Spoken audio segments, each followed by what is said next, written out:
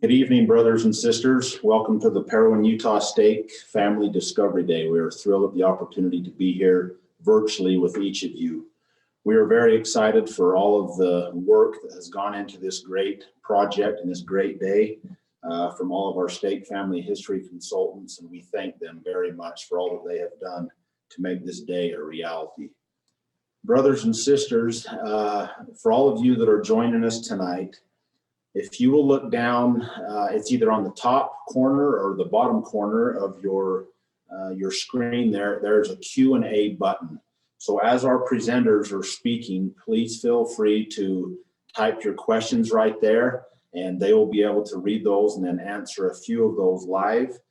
Just hit the Q&A button, type it in there at any time that you would like to, and we will do our very best to help you to answer those questions.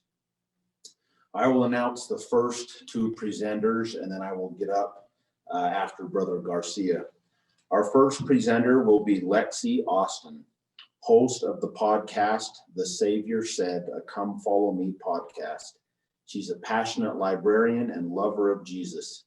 She really knows her stuff and has a huge testimony and know-how. We are grateful for the opportunity to hear from our keynote speaker. We will turn the time over to her at this time. And then following her, we will have a short question and answer session. When she's done, please feel free to type those in for her. And then our second presenter will be Brother Caleb Garcia. He is an avid genealogy blogger with a talent for conducting interviews and creating wonderful family memories through cultivating family relationships, preserving memories through interviews and documentaries. At this time, we'll turn the time over to Sister Lexi Austin. Thank you. All right, I think it's all good. So thank you so much for listening. And Brother Garcia, I think you're up next. All right, I'm going to share my screen. Hopefully this works. Can you all see that? Yeah? Okay. Hi, my name is Caleb Garcia. Thank you for having me. I live in Southern California, but I'm actually here in Tyler, Texas, visiting some family. So how appropriate that I'm visiting family on a day we're talking about family. So I want to thank Jasmine for having me. I met Jasmine 14 years ago when I helped her uncle move from California to Utah. I was neighbors with her uncle, so that's how we know each other. So I'm not an expert on family history and genealogy. I view it as more of a hobby and something I am passionate about and something I enjoy doing. So I'm going to tell you a little bit about my story today. I've always been really into storytelling, be it movies or books or TV, comic books. I love a good story, and that's what family history is all about, a good story. So next slide. Okay, in 2011, I started scanning photos. So my great-grandmother, Trudy, seen here, passed away in 2004. And a couple years after that, my mom gave me a box of old photos that she had when I was living in Los Angeles with my brother. So I started scanning the photos and I became addicted. I was fascinated by these relics of the past. I've always been close to my grandparents, Jim and Mercy. Jim's parents are seen here, Alfred and Trudy. So after scanning Trudy's photos, I went to my grandparents' house and I started scanning all of their photos too. And as I scanned the photos, I started asking my grandparents about the photos, and I discovered that people love talking about old photos because every photo tells a story. People are nostalgic about yesteryear, about the bygone era, days gone by. And nostalgia is like a drug. People tend to remember the good times. All right, after that, I went to my mom's house and I dug through her storage and boxes, and I discovered a bunch of photo albums that she had made years ago. And I scanned those pictures and I started learning about her side of the family. So these are some of the photos I found. The woman in the blue jacket here is my Aunt Patty, who I'm visiting in Texas right now. And the blonde lady here is my mom, who made the photo albums. Okay, so In 2013, I got into podcasting. I was a podcast listener for years. I still do listen to a lot of podcasts. I like them a lot. And one day I thought, hey, I could do that. I could start my own podcast. So I started a podcast with a few friends and family members. And at the time, the podcast wasn't about family history. We mainly talked about movies and pop culture and anything we wanted. Okay, in 2015, my great uncle, Mike Garcia, passed away. It was a big loss. He was a cool guy. I spoke at his service, and I remember thinking, I regret that I never got to sit down with Mike and interview him about his life. When someone dies, I often forget what they sounded like. So I made a plan to sit down with my family members and interview them about their life. And something else happened that day. After the funeral, I went to the reception and I met Alan Hunter and Haley Hunter. Alan Hunter, here in the hat, is my dad's cousin. And I had known about Alan and Haley, but had never met them before. They drove in from Colorado. And I really enjoyed meeting them, and that experience motivated me to go and meet other family members. So the following June, I went to Colorado and I met the rest of Alan's family. We got Alan, his wife Allison, and his daughters Haley and Sarah, and that is Luke, my stepbrother, who I went with. Okay, so here's a little overview of my family. I have a small nuclear family and a big extended family. So for the sake of simplicity, I would divide my family into 4 categories. First, we have Kansas. Jim's mom, Trudy, is from Kansas. She is one of 9 siblings. They all come from Kansas and they migrated to Los Angeles. Then we have Mexico. Mercy Delgado is the youngest of 12 siblings. Her and her siblings were all born in America, and both of her parents are from Mexico, as well as Jim's father is from Mexico. Then East Coast USA. John Morris, my grandfather, is from Ohio. My mom, her twin sister Karen, her sister Patty, they're all from Washington, D.C. And John Morris's side can be traced back to the 1700s in America. And then Germany. My grandmother Erica is from Germany, and she immigrated to America in her early 20s, so her whole side is German. That makes me 1/4 German. Okay, so I started interviewing family members, and I started with my grandparents, and it grew from there. So far I've talked to 10 people so far, and hopefully there's more to come in the future. My grandfather, grandmother, my father, my brother, my sister-in-law Jessica, my cousin Devin, my aunt Patty, 2 of my great uncles, Ron and Lou, and my great uncle Joe Harris, who is my oldest living relative. And I posted all these interviews on my website, kcast.com, where I post the podcast. And the interviews were contagious. The more I did, the more I understood my family and where they came from. Their story became my story. So we're going to talk a little bit about how to interview a family member.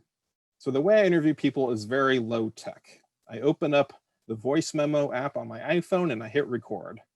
I sit close to the person that I'm talking to so that the microphone picks us up. Then I send myself the audio file, usually through Dropbox, because they accept large files. And then I save it onto my computer. I save everything in iTunes library and on SoundCloud. Then I upload it to SoundCloud and I can post the link on my website or social media so other people can have a link to it. I like to view people in person, but I've also interviewed my cousin, for example, on Zoom because he lives in Seattle. So Zoom is another great way to interview people. How do I prepare? So if I'm interviewing someone about their life story, I start from the very beginning. I usually say something like, let's hop in the Wayback Machine and take me back to the very beginning. Take me back to before you were born.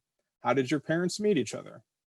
I ask the person about their childhood, and then I ask them about their family members. Here are some questions I might ask. How did your parents meet each other? What did mom do? What did dad do? Where were you born? Where did you grow up? Tell me about your grandparents. Tell me about your aunts and uncles. Tell me about your siblings. And one reason I do that is because if I do then interview their siblings or cousins, I have some information already in my notes that I can ask them about. Where did you go to high school? Were you a good student? What did you like to study? What was your first job? What did you do after high school? How did you meet your spouse? What did you do for work? Where are all the places you lived? What did you do for fun? Did you enjoy being a parent? Which child was your favorite? No question too personal is my philosophy. I'm only half kidding. Okay, additional topics. Sometimes I show the person pictures and I ask about the photos. Sometimes I ask fun questions like, what's your favorite movie, book, or TV show? I ask about places they've traveled to. I ask about their wedding. I ask about what things they want to accomplish in life, what goals they have. And I usually end the interview asking if they can give me advice on how I can live a better life. And I've gotten some good advice. Some people are easy to interview and some are more difficult. Some people I talk to for 2.5 hours and it's no problem. Some people I'm lucky if I can get an hour out of them. I've done 5 interviews with my grandfather, Jim. Each one's about 90 minutes. I just kept coming back for more.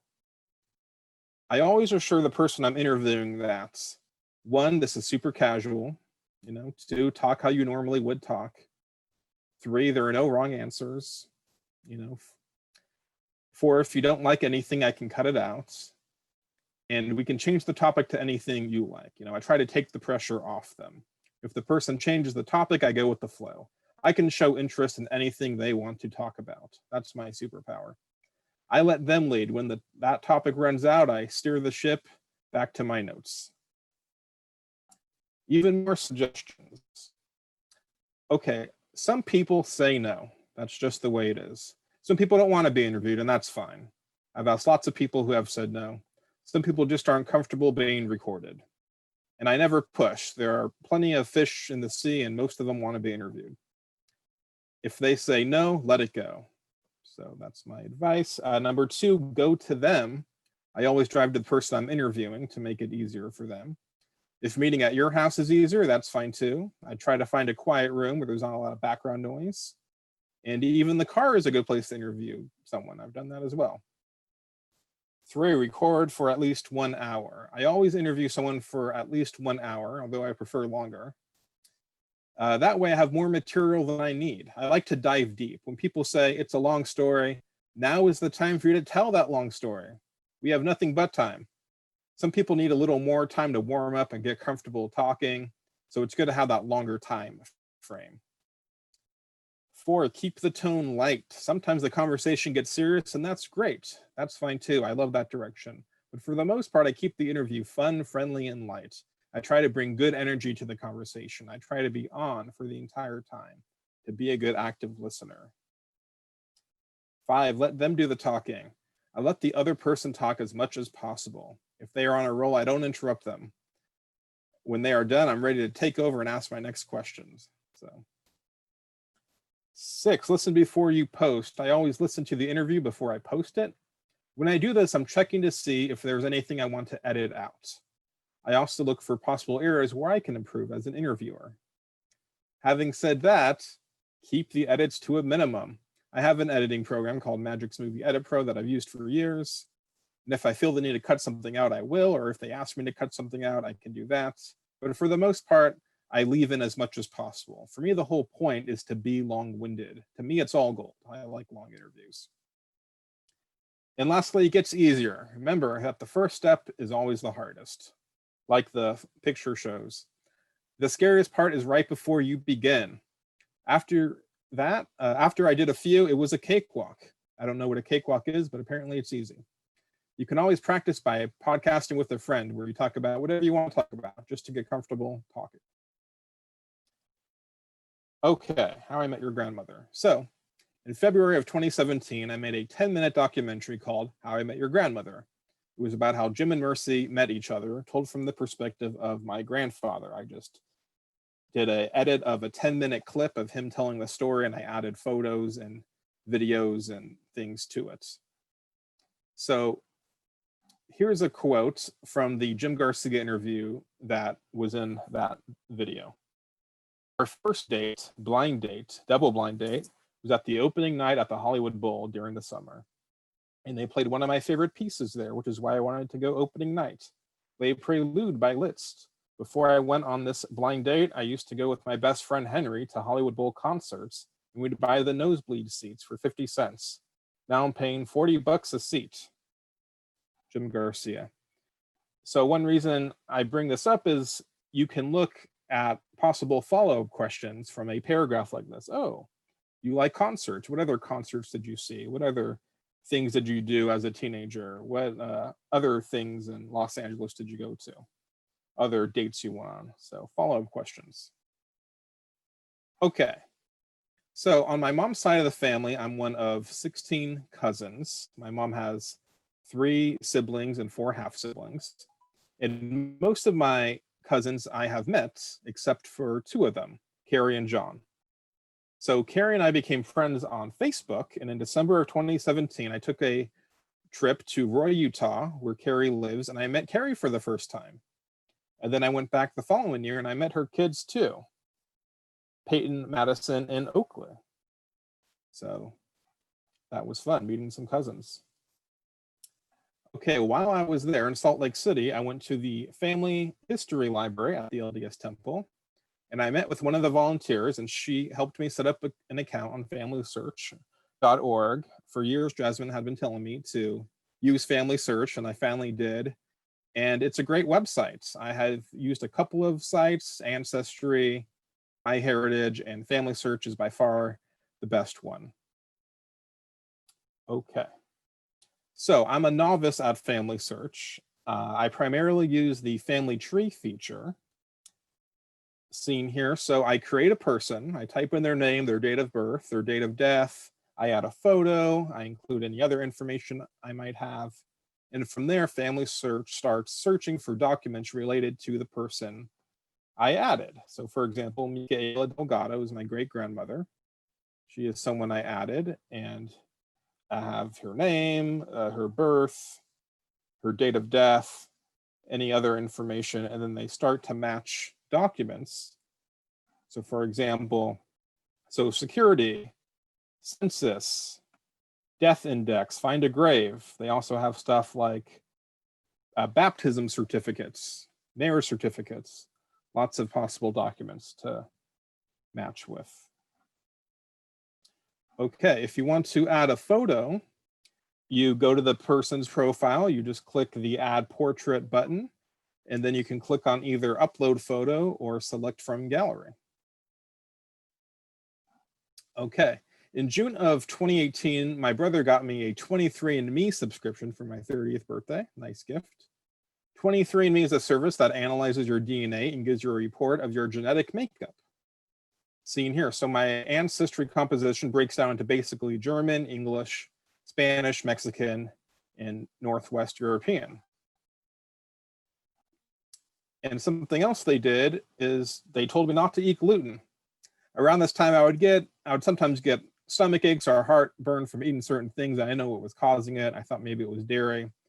But 23andMe did a health and wellness test, which stated that I was sensitive to gluten and at risk for developing celiac.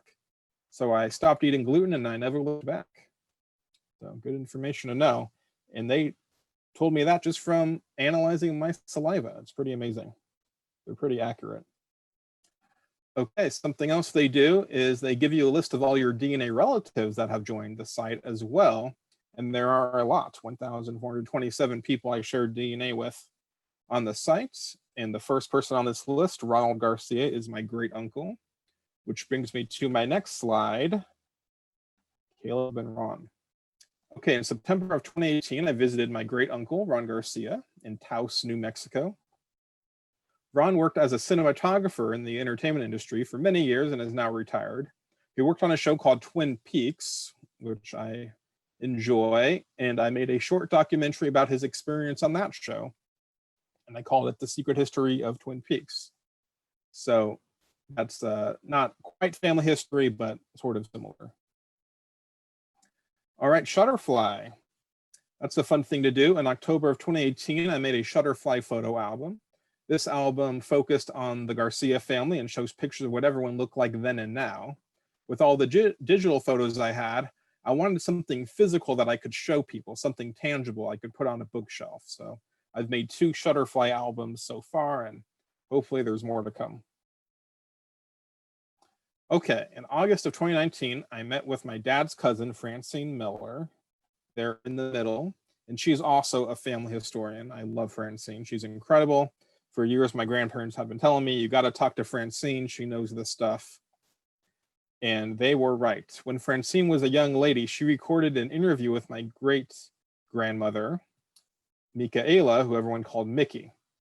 And Francine gave me a copy of the interview, and I had it translated from Spanish to English because it was all in Spanish. And I was so moved by the quality of the interview in Mickey's story that I made a short documentary about Mickey's life. And it was a 19-minute video, and it turned out great.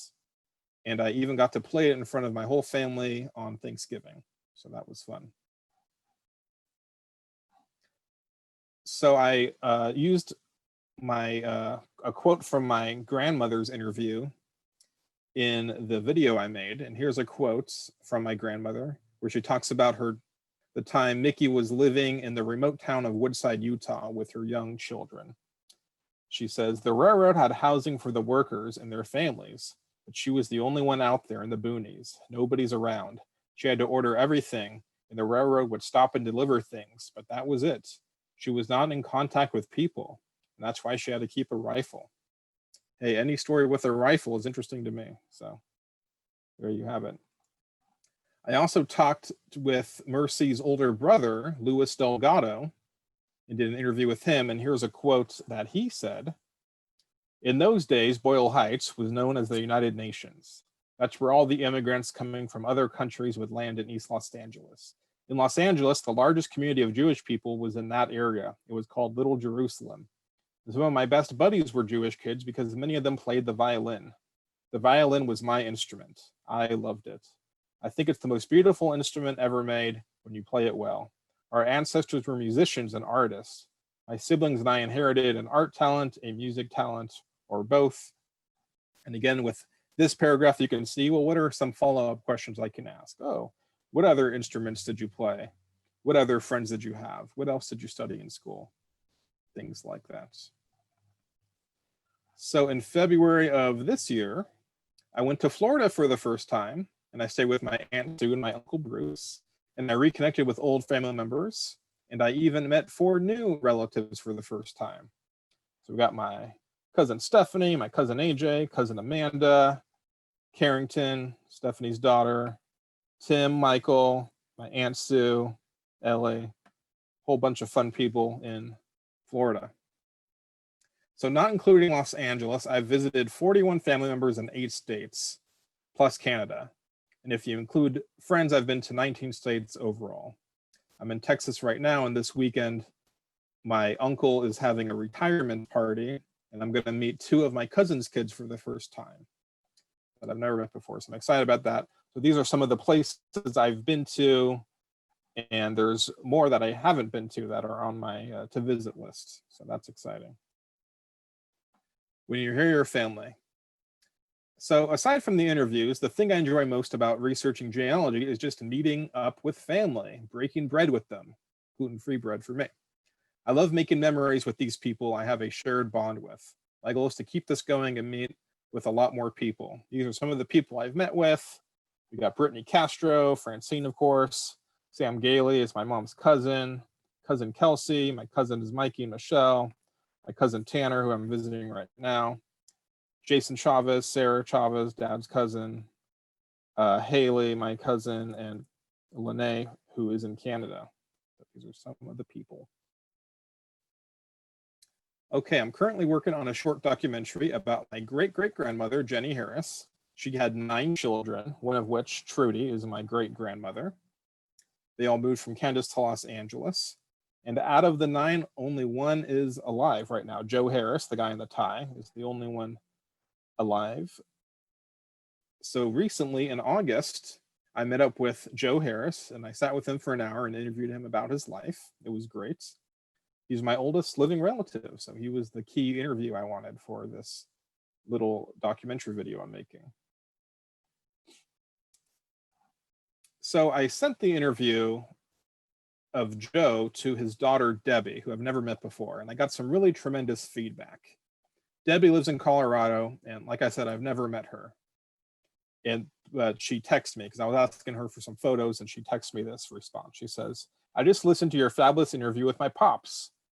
That was amazing. Job well done. You're a natural at interviewing, and I am guessing that you love journalism. I so appreciate you and all that you are doing to carry on our family history. I can't wait to share your interview with my children. That brought so much joy to my heart and a tear or two. It was interesting to listen to Dad's memory recall. You did an amazing job with patience and allowing him to think. What a treasure to have this recording. Thank you so much for taking the time to explore your elder, and a great one. Thanks for sharing. I love what you are doing. Debbie Cannon." So I share that not to praise myself, but I like the part where she says, "What a treasure to have this recording." Because to me, that's what it's all about. It's about having a recording for future generations to enjoy. And I enjoy these interviews. And if just one other person is blessed by the interview and enjoys it, then it was totally worth it. If no one else listened, it would still be worth it. But the fact that one other person liked it is great. Okay, next slide. Okay, being an uncle is fun. Hey, look at those cute kids. Those are my nieces, Mabel and Harriet. Family history has been the most rewarding adventure of my life. When you grow up in Southern California, you quickly realize that your ancestors made the decision to come here. And if it weren't for them, you wouldn't be here. Your DNA has a rich history. You have a unique genetic code built on generations of people you share a story with. When I heard that interview with Mickey, I was so blessed by it. I wasn't able to talk with Mickey myself, but I got to hear her story and voice nonetheless. When I think of my two nieces here, I think of the next generation. I want to leave a rich legacy of family history for future generations to enjoy. I want to keep these names alive because they are rock star names to me, an important part of who we are today. All right, and that's all I got. So I'd be happy to answer any questions you may have. I'm going to stop sharing the screen. Oh, I think there's a question. Nobody being text. Okay. What made you start doing this? Was there a specific event?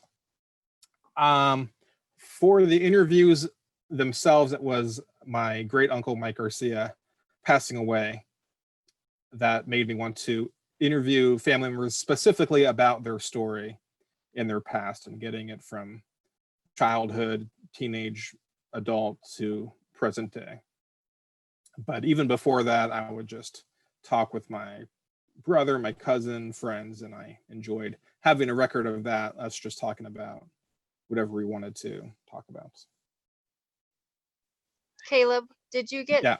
when did you get started? Did you get started when podcasts first started, or when did you start? It really started with the photos. That's when I kind of got curious about family history. So that was about a year after college. I wasn't anti-family history before that, but that's when I started going through those photos and asking my grandparents, "Hey, who's in these photos? What's the story behind this?"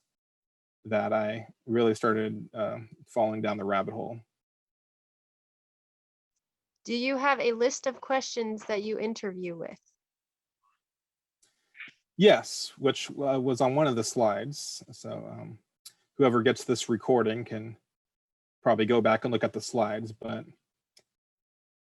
yes. And sometimes I have specific questions written down of things I already know about the person that I want to cover, specific topics.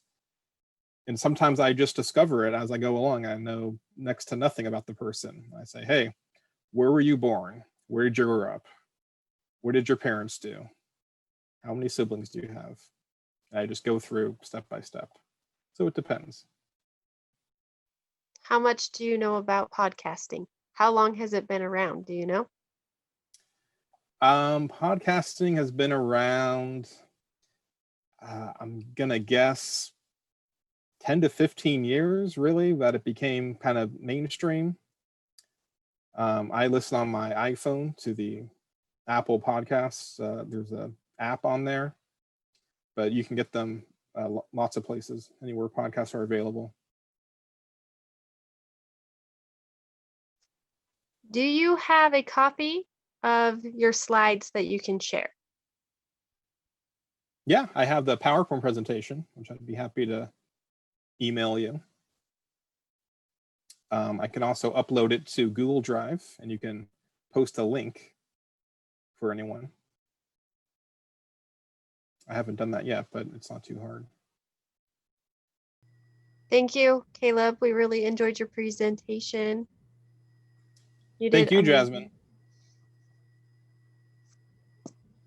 Cool. Brother Adams, will you take it away? We really appreciate Sister Lexi, excuse me, Lexi Austin, sharing her talents with us tonight. It has been awesome to hear from her. And Brother Caleb Garcia, we really appreciate you and taking the opportunity to share all the things that you have learned and helped us with tonight. We appreciate both of you very much.